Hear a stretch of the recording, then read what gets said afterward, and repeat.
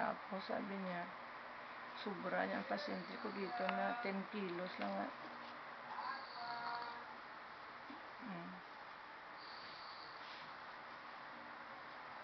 Wala man. Matanda talaga.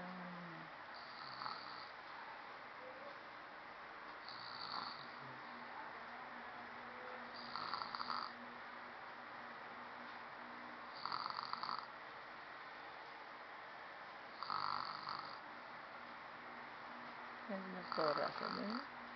Ang ganda na lang yan, sabi niya, marinig mo ika na hilik. Kasi hindi mo na marinig na may hilik. Masyado ika-delikado ang anesthesia sa mga ganyang bata. General, di man pwede na anong klase anesthesia gawin, general. Kung hindi ka na magising.